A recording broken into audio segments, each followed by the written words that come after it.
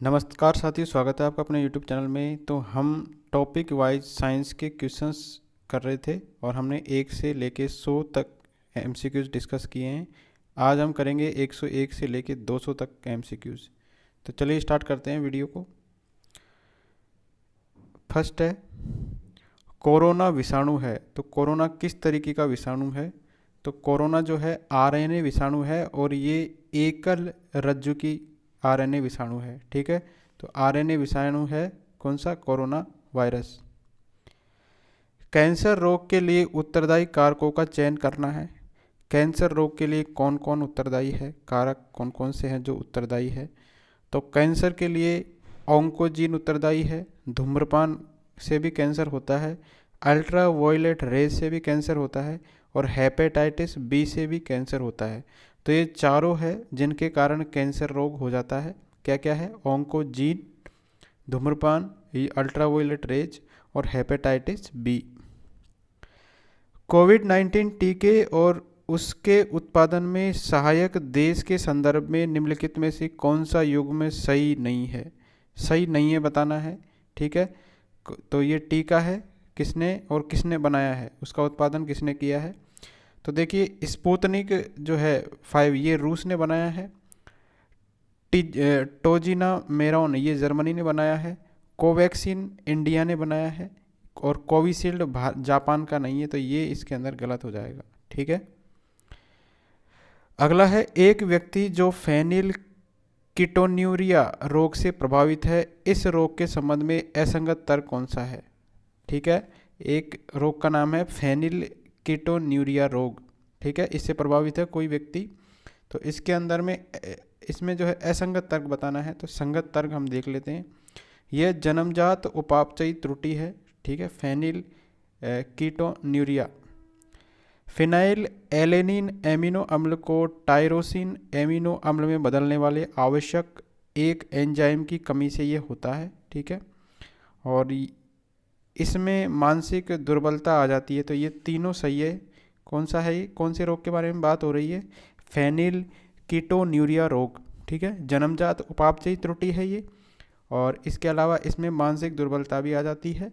और phenyl alanine amino अम्ल को टायरोसिन अमीनो अम्ल में बदलने वाले आवश्यक एक एंजाइम की कमी से ये हो जाता है।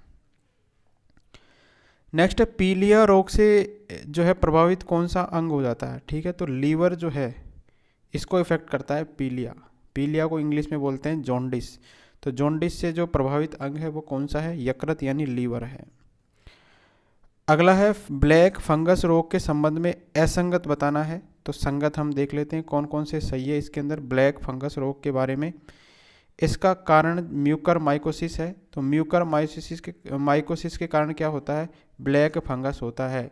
तो याद रखिए, ब्लैक फंगस किसके कारण होता है? म्यूकर माइकोसिस के कारण। ब्लैक फंगस आँखों से संबंधित रोग है और इसमें एंटी फंगल दवा एम्फोटेरिसिन बी का उपयोग किया जाता है। तो हम जब ब्लैक फंगस हो जाएगा किसी को, आँखों में होगा ये, तो इसको हम कौन सी दवा देंगे? Amphotericin B. ठीक है, इसका कारक यानी इसका कारण कौन है? Mucormycosis. निम्नलिखित में से कौन सी दवाइयाँ अपच के निदान में काम आती है? ठीक है, तो अपच के निदान में कौन सी दवाइयाँ काम आती है? तो एंटा एसिड हम काम में लेते हैं जब किसी को अपच हो जाता है। ठीक है, निम्नलिखित में से सत्य कूट का चयन करना है। कौन कौन सा कथन इसके अंदर सही है? तो फर्स्ट है, कोवैक्सीन जो है निष्क्रिय सार्क CoV-2 के द्वारा विकसित वैक्सीन है। तो ये हमारा कथन सही है। कोवैक्सीन किसके द्वारा बनाई गई है? सार्स CoV-2 के द्वारा विकसित की गई है। कोविशील्ड को एडेनो वायरस का इस्तेमाल करके बनाया गया है। तो ये दोनों इम्पोर्टेंट है। ये हमारे जो कोरोना के अंदर वैक्सीन लगे थे ये किससे बने हैं, ये इसके अंदर बताया गया है। तो कोविशील्ड को किससे बनाया गया है? एडेनो वायरस के द्वारा। और कोवैक्सीन को बनाया गया है सार्स CoV-2 के द्वारा। तीसरा है, 12 वर्ष से ऊपर के बच्चों के लिए जाइकोव डी को जो है अनुमोदित किया गया, ये भी सही है। और चौथा गलत है इसके अंदर। नेक्स्ट है वैक्सीनेशन शब्द एक लैटिन शब्द से व्युत्पन्न है, इसका संबंध किससे है? तो वैक्सीनेशन यानी टीका लगाना, ठीक है, वैक्सीनेशन करना मतलब, तो ये एक लैटिन शब्द है, ठीक है। इसका संबंध किससे है? तो इसका संबंध, वैक्सीनेशन का संबंध किससे है? गाय से है इसका संबंध।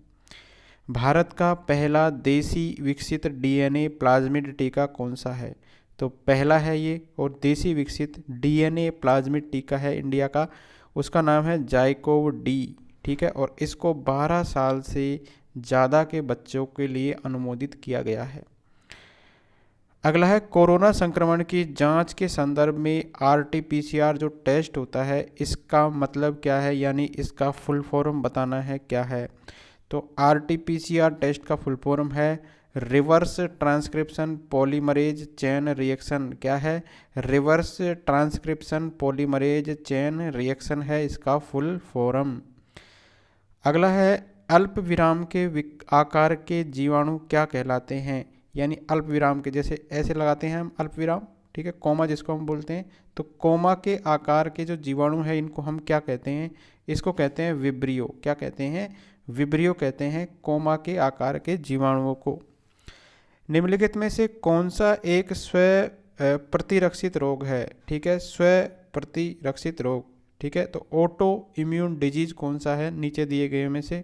तो ये है रोमेटाइड अर्थराइटिस यानी आमवती संधिशोथ, ये स्व प्रतिरक्षित रोग का उदाहरण है।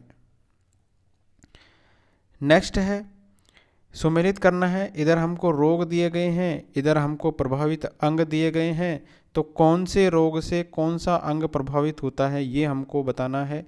तो टिटनिस से कौन सा अंग प्रभावित होता है? टिटनिस से हमारा जो तंत्रिका तंत्र है यानी नर्वस सिस्टम है ये हमारा प्रभावित होता है। डिप्थीरिया से हमारी सांस की नली प्रभावित होती है। प्लेग जो होता है तो फेफड़े हमारे प्रभावित होते हैं। और कुष्ठ रोग, इसके अंदर हमारी त्वचा प्रभावित होती है। अगला है जीवाणु जनित रोग के उदाहरणों को हमको चुनना है, यानी जीवाणु से होने वाले रोग कौन से हैं। तो जीवाणु से होने वाला रोग देखिए, इसकी शॉर्ट ट्रिक भी है, वो भी आपको याद करनी है। कुष्ठ रोग है, क्षय रोग है, डिप्थीरिया है और टिटनिस है। तो ये चारों जो है ये क्या है? जीवाणु से होने वाले रोग है। बैक्टीरिया जनित संक्रामक रोग जिनका संक्रमण यौन संपर्क से होता है, ठीक है, तो जो यौन संपर्क से फैलते हैं और बैक्टीरिया जनित है यानी बैक्टीरिया से होने वाले रोग है, तो वो कौन कौन से हैं? ये है, देखिए, ये है सुजाक, ठीक है, जिसको अपन गोनोरिया कहते हैं। इसके बाद में सिफिलिस भी है और इसके बाद में क्लेमाइडिया भी है। तो ये बैक्टीरिया से होने वाले रोग है, ये याद रखिए तीनों। जबकि एड्स की बात करें तो एड्स जो है ये भी यौन संक्रामक रोग है, लेकिन ये वायरस से फैलता है। अगला है टीबी के संबंध में असत्य कथन बताना है। टीबी के संबंध में हमको असत्य कथन पूछा है, इसको हम सत्य कथन देखते हैं कौन कौन से हैं। यह माइकोबैक्टीरियम ट्यूबरफ्लोसिस जीवाणु से मानव में प्लूरिसी रोग है, ठीक है, माइकोबैक्टीरियम ट्यूबरक्लोसिस जीवाणु से ये फैलता है, ठीक है। इसके अलावा डॉट्स जो है, जो ट्रीटमेंट आता है ये किसका आता है? टीबी का ही हम ट्रीटमेंट करते हैं, डॉट्स। अब देखिए डॉट्स का फुल फॉर्म भी पूछ लेता है। डॉट्स का फुल फॉर्म है डायरेक्टली ऑब्जर्व्ड थेरेपी। क्या है? डायरेक्टली ऑब्जर्व्ड थेरेपी है। शॉर्ट कोर्स का संबंध किससे है? क्षय रोग से ही है, यानी टीबी जिसको हो जाती है तो हम जो ट्रीटमेंट देंगे वो ट्रीटमेंट कौन सा रहेगा? डॉट्स का ही ट्रीटमेंट होगा। और अगला सही है, तपेदिक परीक्षण के लिए मॉन्टेक्स टेस्ट का उपयोग भी किया जाता है। तो ये याद रखिए, टीबी के संबंध में दो चीज़ें याद रखिए। इसके लिए हम डॉट्स का भी यूज करते हैं, डॉट्स जो कोर्स होता है, और एक होता है मॉन्टेक्स टेस्ट। मॉन्टेक्स टेस्ट से ही हम परीक्षण कर पाते हैं कि किसी व्यक्ति को टीबी हुई है। टीबी किससे फैलती है? टीबी फैलती है माइकोबैक्टीरियम ट्यूबरफ्लोसिस जीवाणु के कारण। अगला है टाइफाइड के बारे में सत्य कूट का चयन करना है। कौन कौन से कथन टाइफाइड के बारे में सही है, ठीक है, सत्य है? तो ये हमारा साल्मोनेला टाइफी जीवाणु जनित रोग है, ठीक है। तो टाइफाइड किसके कारण होता है, कौन से जीवाणु के कारण होता है, तो ये पूछ सकता है। तो ये होता है साल्मोनेला टाइफी जीवाणु के कारण। कौन से जीवाणु के कारण, साल्मोनेला टाइफी जीवाणु के कारण। इसके बाद में इसे मियादी बुखार या मोती झरा भी कहा जाता है। तो टाइफाइड को ही हम कहते हैं मोती झरा या मियादी बुखार। अगला है टाइफाइड परीक्षण के लिए विडाल टेस्ट का भी यूज किया जाता है। तो विडाल टेस्ट का किस में यूज किया जाता है, टाइफाइड में। ऊपर हमने पढ़ा है टीबी के लिए कौन सा टेस्ट होता है, मोन्टेक्स टेस्ट। टाइफाइड के लिए कौन सा टेस्ट होता है, विडाल टेस्ट। इसका संक्रमण दूषित पानी तथा संदूषित खाद्य सामग्री के द्वारा होता है। तो टाइफाइड हमने देखा है कि किसके कारण होता है, ये दूषित पानी के पीने से या दूषित सामग्री का सेवन करने से। छोटी आंत को ये प्रभावित करेगा। किसको प्रभावित करेगा, टाइफाइड छोटी आंत को। अगला है कौन से जीवाणु में सूजाक रोग होता है, यानी कौन सा जीवाणु है जिसके कारण सूजाक रोग हो जाता है। तो इस जीवाणु का नाम है निस्सेरिया गोनेरियाई। तो इसमें गोनेरिया से आप याद रख सकते हैं, गोनेरिया को हिंदी में बोलते हैं सूजाक रोग, और इसका जीवाणु भी क्या है, निस्सेरिया गोनेरियाई। अगला है न्यूमोनिया का रोगजनक बताना है, कौन सा है, न्यूमोनिया किसके कारण होता है। तो न्यूमोनिया हमारा होता है जीवाणु के कारण। किसके कारण होता है, जीवाणु के कारण होता है व्यक्ति के अंदर न्यूमोनिया। नेक्स्ट है डायबिटीज मेलिटस रोग का क्या कारण है। देखो डायबिटीज हो जाती है किसी व्यक्ति में तो उसके अंदर क्या हो जाता है, इंसुलिन की कमी हो जाती है। तो आपने सुना होगा कि इंसुलिन की इंजेक्शन देने पड़ते हैं डायबिटीज़ प्रभावित व्यक्ति को, ठीक है। तो ये है इंसुलिन की कमी के कारण क्या हो जाता है, डायबिटीज मेलिटस रोग। कौन से जीवाणु से मानव में काली खांसी रोग होता है। तो काली खांसी रोग कौन से जीवाणु से होता है, तो काली खांसी होता है बोर्डीटेला पर्टुसिस जीवाणु के कारण। कौन से जीवाणु के कारण, बोर्डीटेला पर्टुसिस जीवाणु के कारण। तो यह भी याद रखिए। अगला है कौन सा जीव काला अजार बीमारी का कारण है। तो कौन से जीव के कारण काला अजार बीमारी हो जाती है, तो काला अजार हो जाती है लीजमेनिया या लीसमेनिया भी इसको इंग्लिश में कहते हैं। इसके कारण काला ज्वार नामक अजार नामक बीमारी हो जाती है। अगला है हैजा के संबंध में सत्य कथन का चयन करना है। हैजा जिसको हम इंग्लिश में बोलते हैं कोलेरा, ठीक है। अब देखो कोलेरा जो है एक जो है इसके अंदर प्रभावित अंग कौन सा है, ये है शुद्रांत्र जो है इससे प्रभावित अंग होता है। हैजे का टीका किसने खोजा है, हैजे के टीके की खोज की है रॉबर्ट कोच ने। ये क्वेश्चन आ जाता है कि हैजे का जो टीका है वो किसने खोजा है, तो रॉबर्ट कोच ने 1905 में इसको खोजा गया है। और इसके अंदर संक्रामक रोग हैजे का कारण विब्रियो कोलेरी है, ठीक है। विब्रियो कोलेरी के कारण क्या हो जाता है, हैजा हो जाता है। देखो इसके अंदर भी कोलेरी शब्द आया है और इसका नाम है कोलेरा, तो इससे याद रख लीजिए विब्रियो कोलेरी के कारण होता है। और ये जो है विब्रियो कोलेरी के कारण होता है। प्रभावित अंग कौन सा है, शुद्रांत्र। नेक्स्ट काली मौत किसको कहते हैं, तो काली मौत हम कहते हैं प्लेग को। जो प्लेग होगा किसी को उसको हम क्या कह देंगे कि भाई ये इसको अपन कहते हैं काली मौत। एड्स के बारे में असंगत तथ्य बताना है, तो हम संगत तथ्य देखते हैं इसमें कौन कौन से हैं। एड्स जो है ह्यूमन इम्यूनो डेफिशिएंसी वायरस जनित रोग है, ठीक है।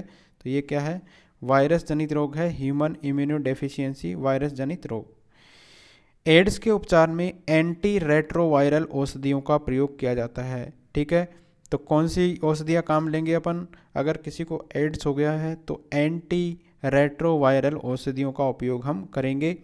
वेस्टर्न ब्लॉट टेस्ट तथा पीसीआर एड्स से संबंधित जांचें हैं। तो ये दोनों टेस्ट भी आप याद रखिए कि एड्स से संबंधित टेस्ट कौन कौन से हैं, तो वेस्टर्न ब्लॉट टेस्ट है और पीसीआर।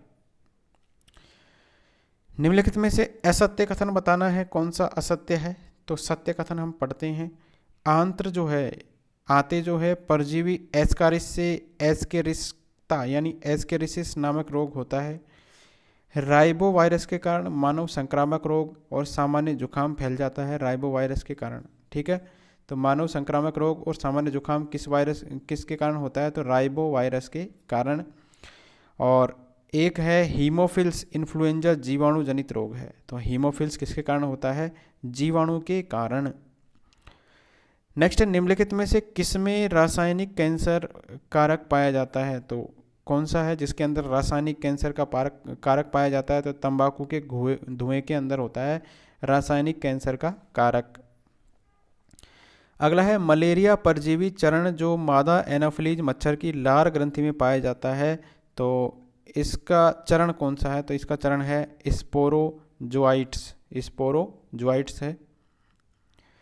अगला है टर्नर सिंड्रोम के लिए कौन सा नैदानिक यानी रोग विषयक लक्षण नहीं है?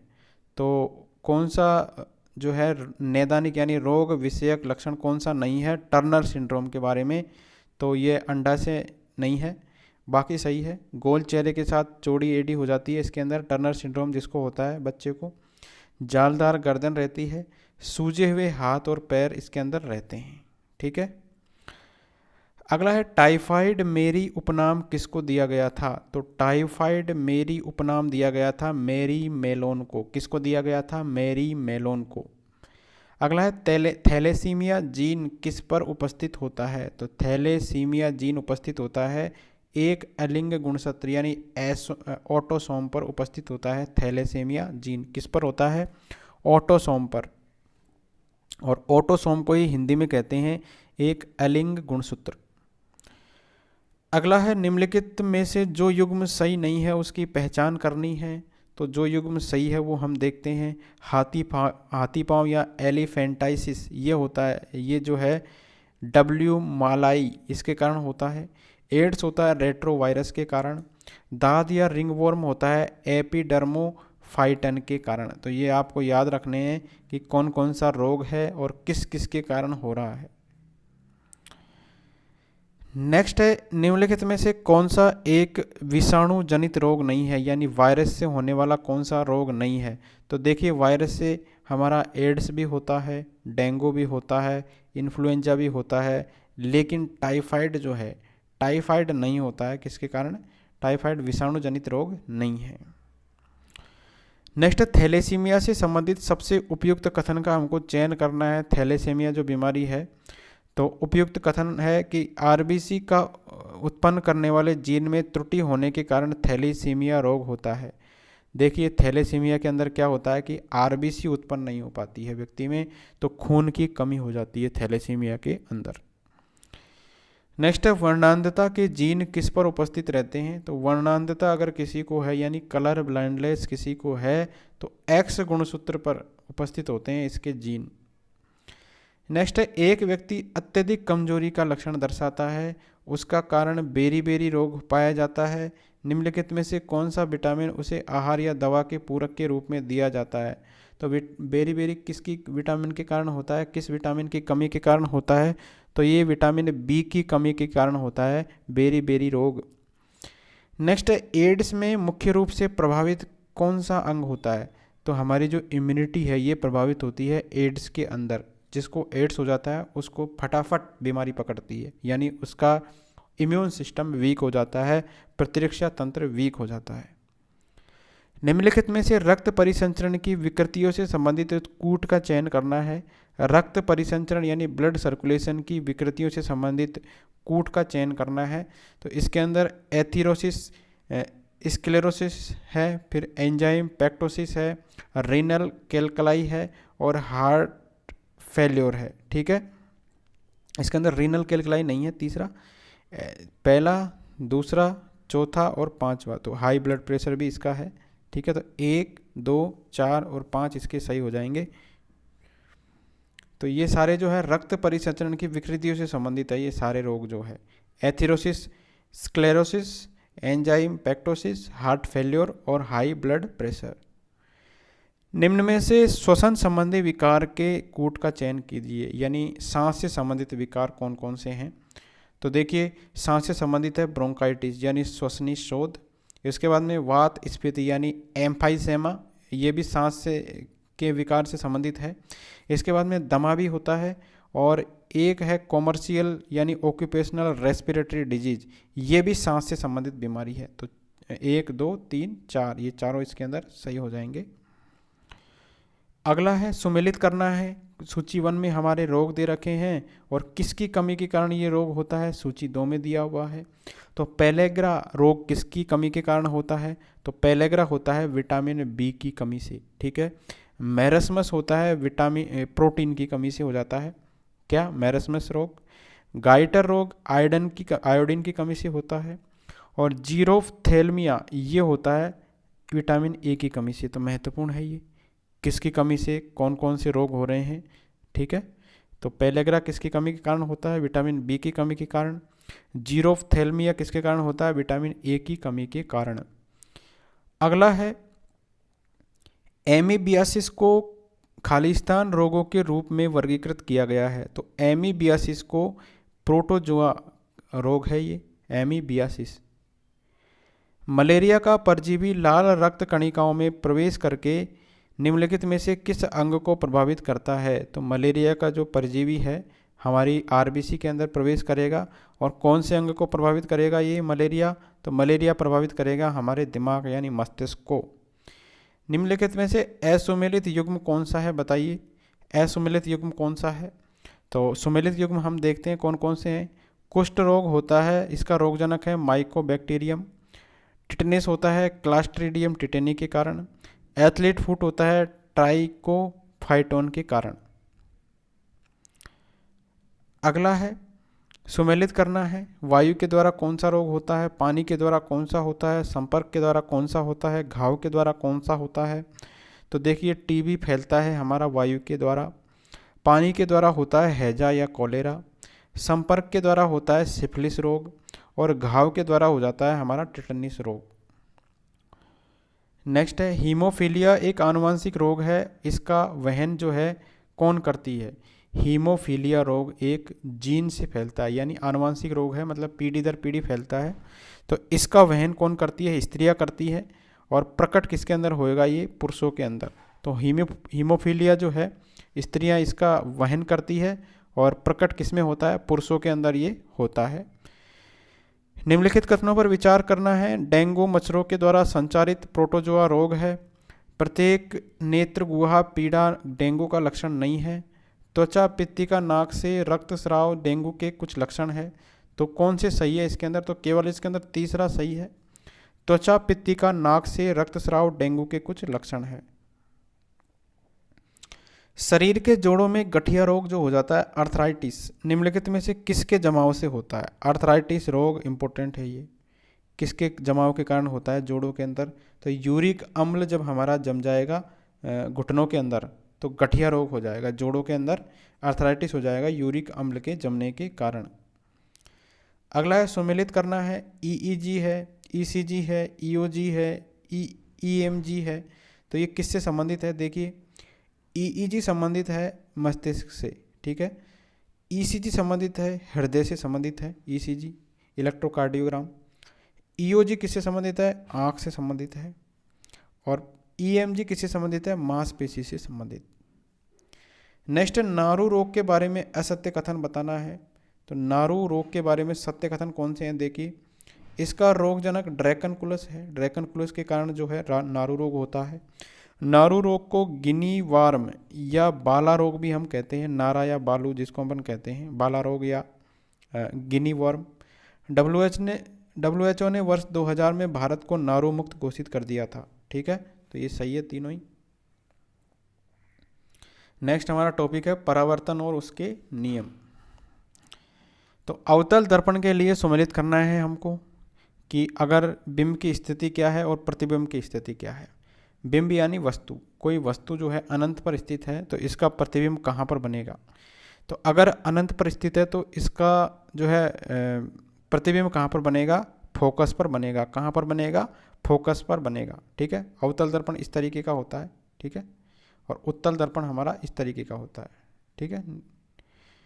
तो देखिए अनंत पर है तो फोकस पर बनेगा। इसके बाद में सी से परे हैं, तो सी से परे जो है तो इसका प्रतिबिंब बनेगा फोकस और सी के बीच में, ठीक है, फोकस और सेंटर के बीच में। इसके बाद में सी यानी सेंटर पर है तो सी पर जो है सी पर ही बनेगा। इसके बाद में सी और एफ के बीच में है तो ये बनेगा सी से परे। तो ये आपको याद रखने हैं कौन कौन से हैं। अगला है अवतल दर्पण में जब बिंब P और F के मध्य में रखा जाता है तो प्रतिबिंब की आकृति और साइज क्या होगी। P और F के बीच में हम रखेंगे तो आभासी प्रतिबिंब बनेगा, सीधा बनेगा और विवर्धित बनेगा। ठीक है, विवर्धित का मतलब है बड़ा बनेगा। अगर हम P और F के बीच में रखेंगे, P यानी पोल और F मीन्स फोकस, तो P और F के बीच में जब रखेंगे तो प्रतिबिंब की प्रकृति और साइज क्या होगी, आभासी, सीधा और विवर्धित।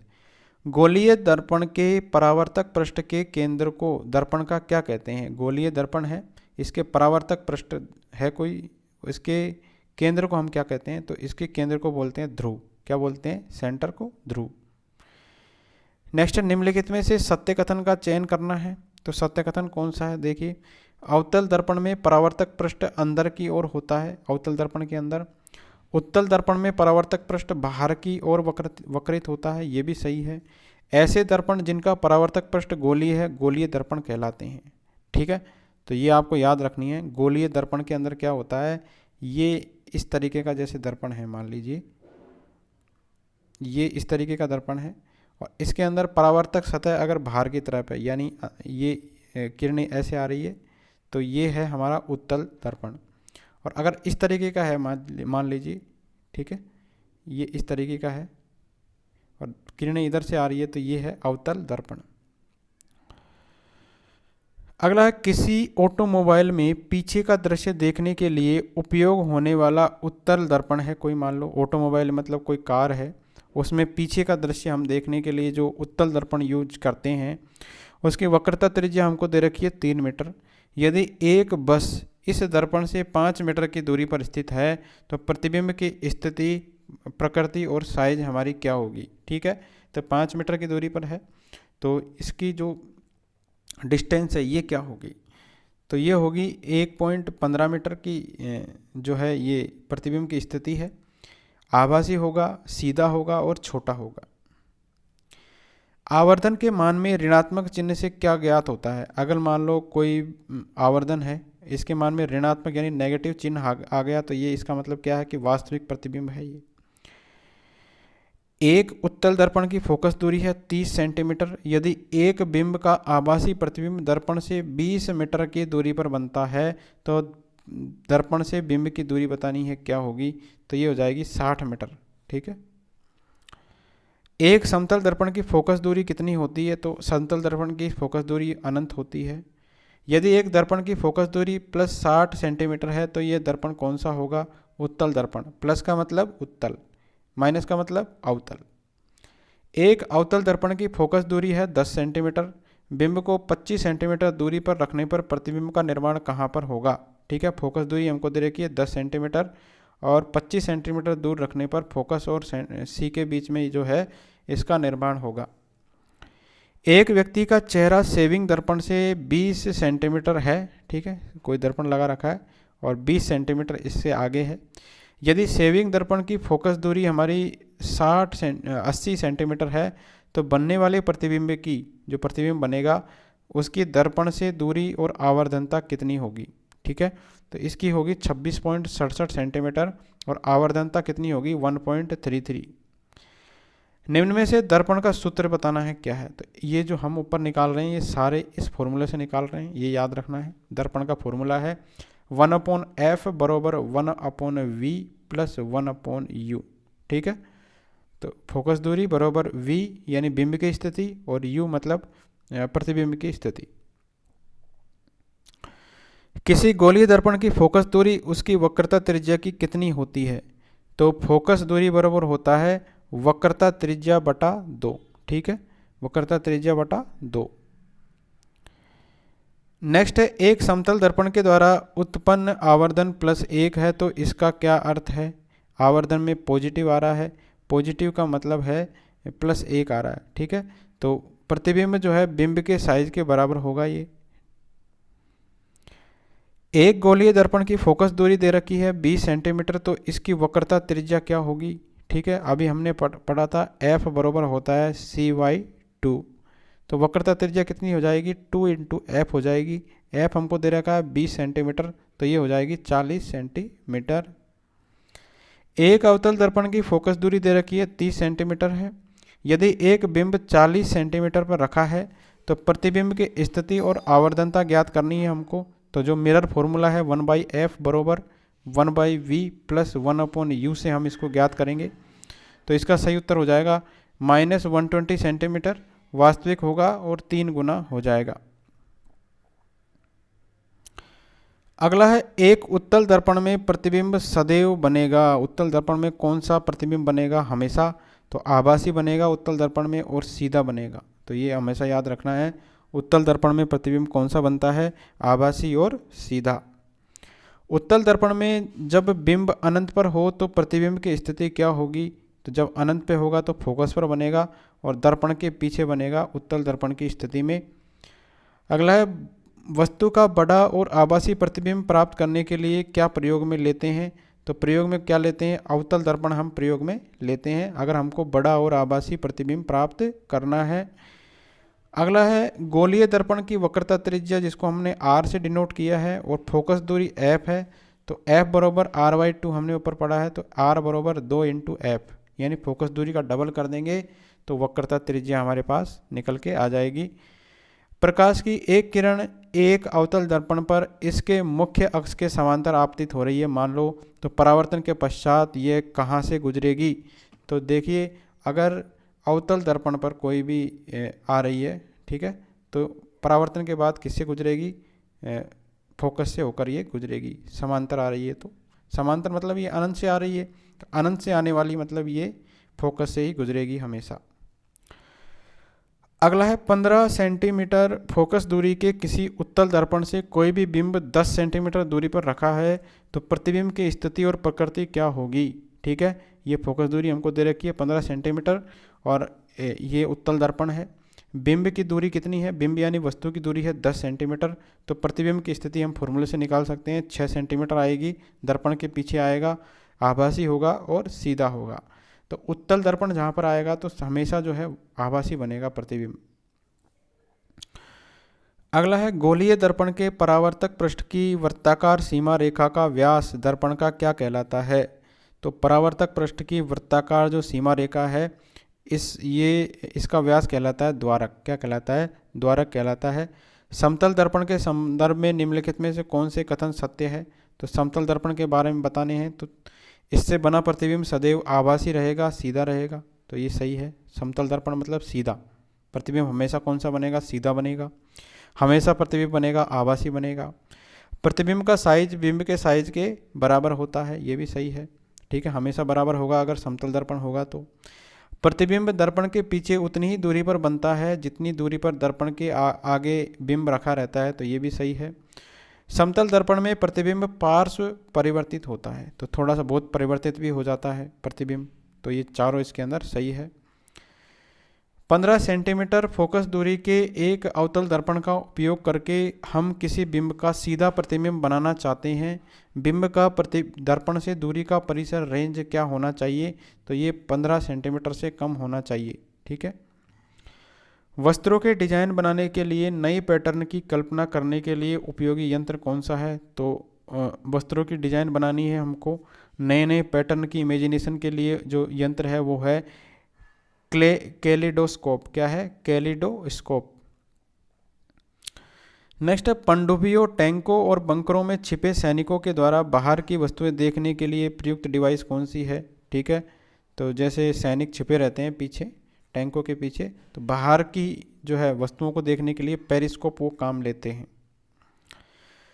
जब सभी समांतर किरणें किसी खुरदरे या अनियमित पृष्ठ से परावर्तित होने के बाद में समांतर नहीं होती है तो ऐसे परावर्तन को हम क्या कहते हैं? विसरित परावर्तन कहते हैं। अगर समांतर होगी तो उसको अपन नियमित परावर्तन कहेंगे, लेकिन अगर मान लो समांतर नहीं होगी तो इसको अपन कहते हैं विसरित परावर्तन। निम्न में से असत्य कथन बताना है, तो सत्य देखिए कौन कौन से हैं। किसी पृष्ठ पर पड़ने वाली प्रकाश किरण को आपतित किरण कहते हैं, यानी जो भी कोई भी सरफेस है इस पर जो किरण पड़ेगी उसको अपन क्या कहते हैं? आपतित किरण कहते हैं। परावर्तन के बाद वापस जाने वाली किरण को, जो ये परावर्तन हो गया इसका मान लो इधर से आई है, इधर गई है, तो इसको अपन क्या कहते हैं, परावर्तित किरण कहते हैं, ये भी सही है। आपतित किरण और अभिलंब, अभिलंब जो है बीच का ये अभिलंब है 90 डिग्री पर जो रहता है सरफेस से, अभिलंब के बीच का कोण आपतन कोण कहलाता है। ठीक है, परावर्तक पृष्ठ के समांतर खींची गई रेखा अभिलंब कहलाती है, तो ये इसके अंदर गलत है। ठीक है, ये क्यों गलत है, ये देखिए, ये कह रहा है कि जैसे ये हमारी सतह है, ये आपतित किरण है, ये परावर्तित किरण है और अभिलंब ये है। तो अभिलंब जो है ये हमेशा परपेंडिकुलर होगा किसके, सरफेस के, लेकिन ये कह रहा है कि समांतर है किसके, परावर्तक पृष्ठ के। ये परावर्तक पृष्ठ है, इसके समांतर थोड़ी है ये, तो ये परावर्तक पृष्ठ है तो इसके समांतर नहीं है, तो ये अभिलंब नहीं है, इसके 90 डिग्री पर होता है। यदि परावर्तित किरण आपतित किरण से 90 डिग्री का कोण बनाए, ठीक है, तो आपतन कोण का मान कितना होगा, परावर्तित किरण है ये है, ठीक है, और ये है 90 डिग्री पर, यानी आपतित और परावर्तित किरणों के बीच में 90 डिग्री एंगल है, तो एकदम बीच में इसके क्या होगा, अभिलंब होगा। तो आपतित कोण का मान पूछ रहा है, तो ये हमारा आपतित कोण होता है, ये कोण कितना हो जाएगा, 45 डिग्री, 90 का आधा हो जाएगा। नेक्स्ट है, अब लंबवत रखे दो समतल दर्पणों के बीच रखी किसी वस्तु के कितने प्रतिबिंब बनेंगे। लंबवत रखे दो समतल दर्पणों के बीच, यानी लंबवत रखें, एक समतल दर्पण ये है, एक समतल दर्पण ये है, इसके बीच में कोई वस्तु रखी हुई है मान लो, तो इसके कितने प्रतिबिंब बनेंगे, तो इसके 3 प्रतिबिंब बनेंगे, हमेशा याद रखना है ये। निम्न में से विसरित परावर्तन दर्शाने वाले विकल्प का चयन करना है, कौन कौन से है विसरित परावर्तन को दर्शाने वाले, तो ये है चौक पाउडर, ये दिखाता है, गत्ते का पृष्ठ भी दिखाता है, इसके बाद में संगमरमर के फर्श पर फैला जल भी दिखाता है विसरित परावर्तन, और कागज़ का टुकड़ा भी जो है विसरित परावर्तन दिखाता है। आपतन कोण परावर्तन कोण के बराबर कब होता है, तो हमेशा ही होगा आपतन कोण परावर्तन कोण के बराबर। एक समतल दर्पण के सामने 1 मीटर दूर खड़ा व्यक्ति अपने प्रतिबिंब से कितनी दूर दिखाई देगा, तो समतल दर्पण में डबल हो जाएगा। ठीक है, 1 मीटर खड़ा कोई व्यक्ति है तो अपने प्रतिबिंब से डबल हो जाएगा, यानी कि देखिए ये समतल दर्पण है, ये 1 मीटर पर की दूरी पर खड़ा है, तो कितनी अपने प्रतिबिंब से कितना दूर दिखाई देगा, तो प्रतिबिंब जो बनेगा उससे डबल हो जाएगा, यानी 1 मीटर ये है, 1 मीटर ये है, 2 मीटर दूर दिखाई देगा। दो समतल दर्पण 45 डिग्री के कोण पर रखे हुए हैं, इनके बीच रखी वस्तु के कितने प्रतिबिंब बनेंगे। ठीक है, दो समतल दर्पण है, कितने डिग्री पर रखे हुए हैं, 45 डिग्री के कोण पर रखे हुए हैं, इनके बीच में रखी कोई वस्तु है, इसके कितने प्रतिबिंब बनेंगे। तो हमने ऊपर पढ़ा है अगर 90 डिग्री पर रखे हुए हैं तो 3 बनेंगे, और अगर मान लो कि 45 डिग्री पर रखे हुए हैं दोनों, तो कितने बनेंगे, 7 बनेंगे। तो दोनों फैक्टर याद रखिए, 3 और 7। किसी समतल दर्पण के सामने यदि बिंब यानी वस्तु को 30 सेंटीमीटर की दूरी पर रखा जाए तो प्रतिबिंब दर्पण से कितना दूर बनेगा, तो जितनी दूर बिंब है उतनी ही दूर प्रतिबिंब बनेगा, तो 30 सेंटीमीटर दूर बन जाएगा। नेक्स्ट है, बड़ी वस्तुओं के छोटे प्रतिबिंब प्राप्त करके सजावट के लिए किस दर्पण का उपयोग किया जाता है। बड़ी वस्तु है, उसके छोटे प्रतिबिंब हमने प्राप्त कर लिए, सजावट के लिए जो है कौन से दर्पण का उपयोग करेंगे, उत्तल दर्पण का अपन यूज करेंगे। परावर्तक दूरदर्शी में अधिक फोकस दूरी वाला दर्पण अभिदृश्य का कार्य करता है, तो अवतल दर्पण कार्य करता है अभिदृश्य का। वाहनों की हेडलाइटों में किस प्रकार के दर्पण का इस्तेमाल होता है, तो अवतल दर्पण का इस्तेमाल होता है हेडलाइट के अंदर। एक वस्तु 50 डिग्री कोण पर रखे गए दो समतल दर्पण के बीच में रखी गई है, वस्तु के कितने प्रतिबिंब बनेंगे। तो देखिए दोनों ही चीज़ें हैं, 50 डिग्री पर भी 7 ही बन रहे हैं, 45 डिग्री पर भी 7 ही बन रहे थे, तो 7 उत्तर हो जाएगा इसका। एक आपतित प्रकाश किरण के लिए यदि दर्पण को थीटा कोण पर घुमा दिया जाए तो परावर्तित किरण का घुमाव कितना होगा। ठीक है, आपतित किरण के लिए दर्पण है, ठीक है, ये दर्पण है मान लीजिए, इसको अपन थीटा एंगल पर घुमा देंगे तो परावर्तित जो है किरण का घुमाव 2 थीटा से हो जाएगा। ठीक है, घुमाव कोण कितना हो जाएगा, 2 थीटा। भव्य किसी समतल दर्पण में अपने प्रतिबिंब को देख रहा है, समतल दर्पण और उसके प्रतिबिंब के बीच की दूरी 4 मीटर है। यदि वह दर्पण की ओर 1 मीटर मान लो चल रहा है, तब वह भव्य तथा उसके प्रतिबिंब के बीच की दूरी कितनी होगी। ठीक है, इधर चल रहा है मान लो 1 मीटर चल रहा है, ठीक है, दोनों के बीच की दूरी कितनी है, पहले तो 4 मीटर थी, 1 मीटर चल गया, 3 मीटर रह गई, समतल दर्पण है तो प्रतिबिंब भी इतनी दूरी पर बनेगा, मतलब 3 मीटर पर बनेगा, तो 3 और 3 हम मिलाएंगे तो 6 हो जाएगा आंसर। नेक्स्ट है, एक अवतल दर्पण की फोकस दूरी है 30 सेंटीमीटर।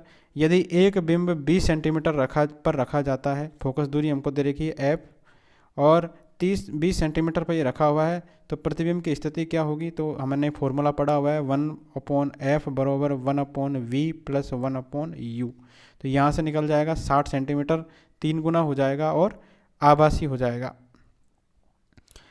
निम्न में से दर्पण के संदर्भ में आवर्धनता का फॉर्मूला क्या है? अब जब अपन ऊपर ये आवर्धनता ज्ञात कर रहे हैं, 2 गुना 3 गुना जो भी है, तो इसका फॉर्मूला होता है -v/u।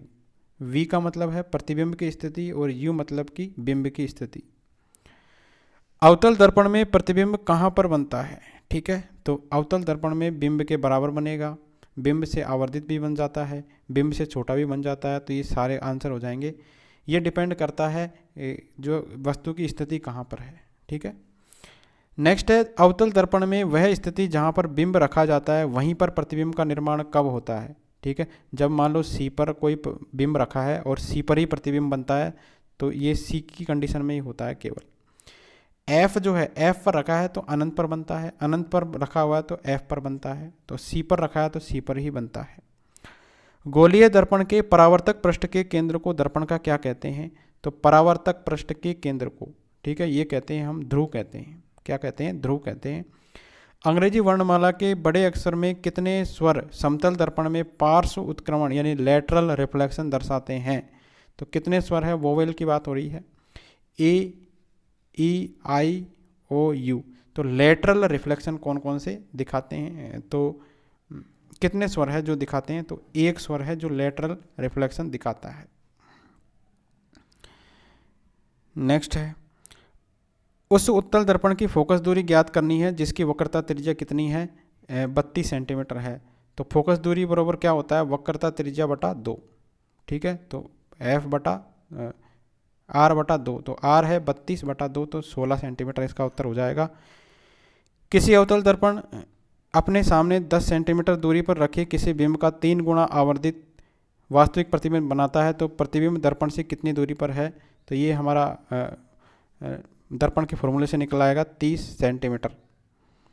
नेक्स्ट पार्ट में करेंगे हम remaining questions. Thank you friends.